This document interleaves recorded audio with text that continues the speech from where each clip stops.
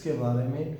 और bound characteristic में जो फोर्थ नंबर कैरेक्टरिस्टिक है वो है डाइपोल मोमेंट। इससे पहले हमने डिस्कशन किया था कि फॉर एग्जांपल हमारे साथ हेटेरो एटॉमिक मॉलिक्यूल है जैसे कि HCl, ठीक है। और हमने कहा था कि अगर यहाँ पर इलेक्ट्रोनेगेटिविटी डिफरेंस जो है अगर ये 0.4 से ग्रेटर हो और 1.4 से क्या हो स्मॉलर हो, या हम इस तरह लिख सकते हैं कि इलेक्ट्रोनेगेटिविटी डिफरेंस अगर 0.4 से लेकर 1.7 के दरमियान में हो तो वो कंपाउंड जो है वो पोलर होगा, ठीक है। तो यहाँ पे अब हम डिस्कस करते हैं कि कितना पोलर होगा एक कंपाउंड, ठीक है। तो यहाँ पे डाइपोल मोमेंट किसे कहते हैं? हम कहते हैं कि the degree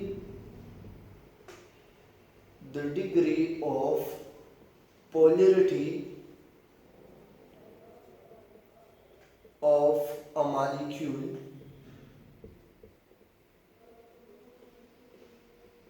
is called dipole moment, ठीक है। डिग्री ऑफ पोलरिटी को हम क्या कहते हैं? Dipole moment. या इसको हम इस तरह भी लिख सकते हैं कि the quantitative measurement of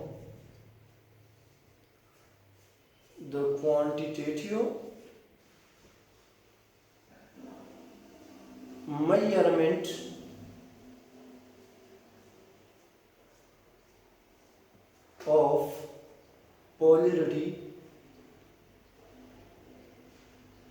is called dipole moment।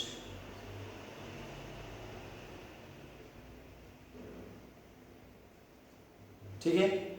Polarity हमारे साथ कितनी है उसकी जब हम क्वांटिटेटिव मेजरमेंट करें तो इस मेजरमेंट को हम कहते हैं डाइपोल मोमेंट। डाइपोल मोमेंट का सिंबॉलिक जो रिप्रेजेंटेशन है वो हम कैसे करते हैं? तो सिंबॉलिक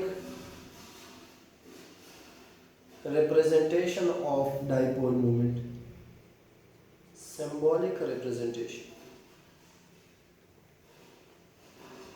सिंबॉलिक जो रिप्रेजेंटेशन है डाइपोल मोमेंट का तो वो हम ग्रीक एक लेटर है,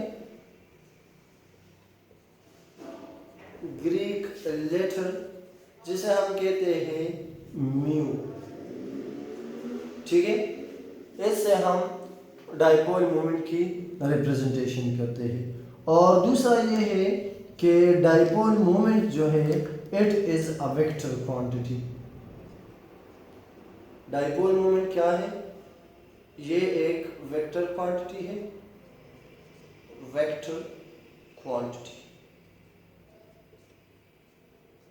जिस तरह वेक्टर का हम रिप्रेजेंटेशन करते हैं बिल्कुल उसी तरह से ही हम डाइपोल मोमेंट का भी रिप्रेजेंटेशन करते हैं। फॉर एग्जांपल हमारे साथ जो हमने मॉलिक्यूल लिया है वही मॉलिक्यूल हम कंसिडर कर लेते हैं HCl का मॉलिक्यूल जो है, इसका रिप्रेजेंटेशन क्या होगा? हम इस तरह से एक एरो ड्रा करते हैं और ये जो एरो है इसके लास्ट में हम इस तरह एक प्लस का निशान डालते हैं और जिसकी इलेक्ट्रोनेगेटिविटी ज़्यादा होती है तो हम कहते हैं कि इलेक्ट्रॉन उसकी तरफ शिफ्ट हो रही है।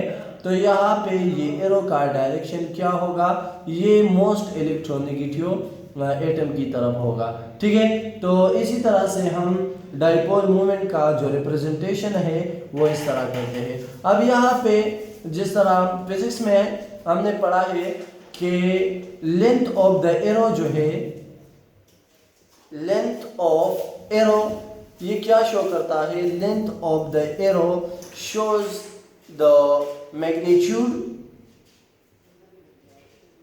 ये मैग्नीट्यूड को शो करता है। और डायरेक्शन ऑफ द एरो जो है, डायरेक्शन ऑफ एरो वो क्या शो करता है? वो शो करता है इलेक्ट्रॉनों का, या मैं कहता हूँ कि मोस्ट इलेक्ट्रोनेगेटिव ग्रुप ये शो करता है। मोस्ट, या हम ये भी कह सकते हैं कि इलेक्ट्रॉन उस एटम की तरफ जा रहे हैं, ठीक है। मोस्ट इलेक्ट्रोनेगेटिव एटम को ये रिप्रेजेंट कर रहा है। ठीक है, अब यहाँ पे इसका जो मेजरमेंट है या फॉर्मूला इसके लिए कि हम इसको कैसे मेजर करेंगे, तो म्यू हमारे साथ बराबर होती है Q मल्टीप्लाई बाई R का। इस फॉर्मूले से हम डाइपोल मोमेंट को फाइंड आउट कर सकते हैं। अब यहाँ पे व्हाट इज Q? Q क्या चीज़ है? तो Q is the charge. Q represent करता है किस चीज़ को? चार्ज को।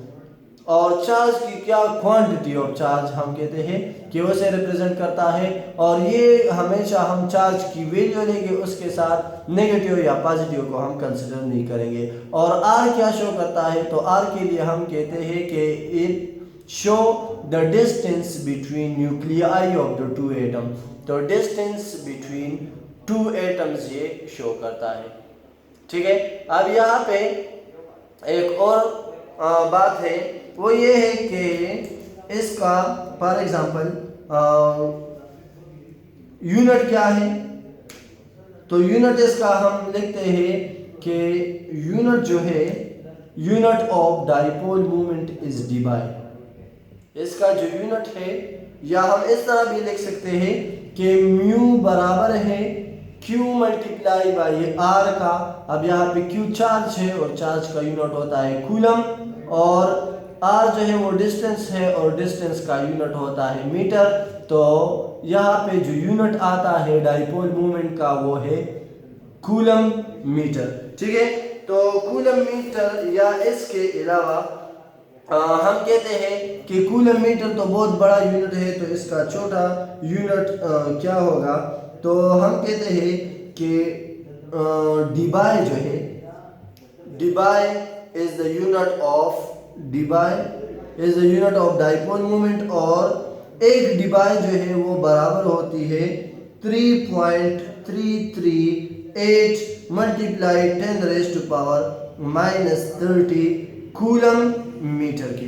ठीक है, तो एक डिवाइस जो है वो इस चीज की बराबर होती है। अब फॉर एग्जांपल यहाँ पे Q जो है एक एटम है, फॉर एग्जांपल यहाँ पे A और B ये दो एटम है, और ये वाला for example most electronegative atom है, तो इस पे पार्शियल नेगेटिव और इस पे पार्शियल पॉजिटिव आएगा। ठीक है, तो एक पे जब पार्शियल नेगेटिव आता है और दूसरे पे पार्शियल पॉजिटिव, तो ये किस चीज़ की वजह से? इलेक्ट्रॉन की शिफ्टिंग की वजह से आती है।